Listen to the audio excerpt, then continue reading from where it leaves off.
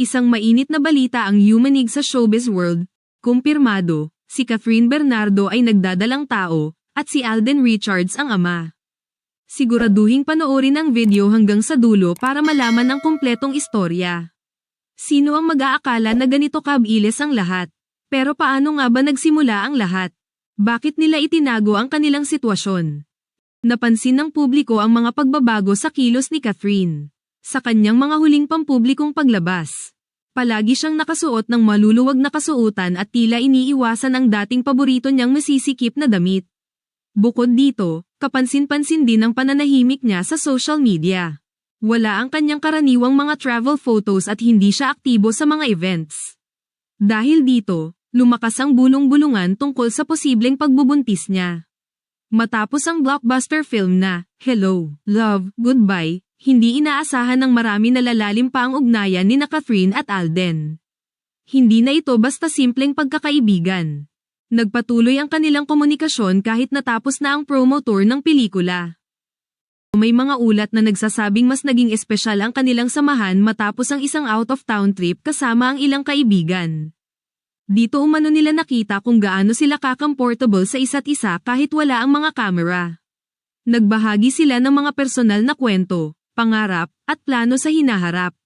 Sa mga panahong iyon, unti-unting umusbong ang mas malalim na damdamin sa pagitan nila. Habang lumilipas ang mga buwan, mas madalas na silang nagkikita, hindi na para sa trabaho, kundi para sa personal na oras na kanilang inilalaan sa isa't isa. Nagkaroon sila ng pribadong hapunan, madalas na tawagan sa gabi, at bigla ang paglalakbay. Sa ganitong paraan, mas nakilala nila ang tunay na pagkatao ng bawat isa.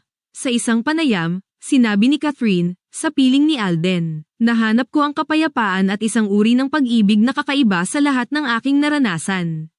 Dumating ang isang tahimik na gabi kung saan inamin nila ang kanilang nararamdaman, isang tapat na sandali na walang kinalaman sa pelikula. Dito nila naunawaan na mas mahalaga ang kanilang koneksyon kaysa sa opinyon ng iba. Makalipas ang ilang buwan, napansin ni Catherine ang mga pagbabago sa kanyang katawan. Nang makumpirma niya ang kanyang pagbubuntis, agad niya itong ibinahagi kay Alden. Hindi naging madali ang kanilang pag-uusap. Ngunit pareho nilang tinanggap ang sitwasyon ng may buong puso at responsibilidad. Bakit nga ba nila ito inilihim? Paliwanag ni Catherine. Pinili naming panatilihing lihim ito sa simula dahil hindi pa kami handang ipaalam sa publiko. Nais naming maprotektahan ang aming karera at maiwasan ang mga maling interpretasyon. Idinagdag pa niya, hindi namin ito planado. Pero tinanggap namin ito ng may pagmamahal at responsibilidad. Samantala, naglabas rin ng pahayag si Alden. Pinili naming protektahan ang katahimikan at ituon ng pansin sa mga pinakamahalaga, ang aming relasyon at ang bagong buhay na aming sasalubungin. Aniya pa, hindi namin hangad na lokohin ang publiko. Gusto lang naming magdesisyon ng walang pressure mula sa iba. Ngayon, malinaw na ang lahat. Tapos na ang mga haka-haka. Kumpirmado na ang balitang ito.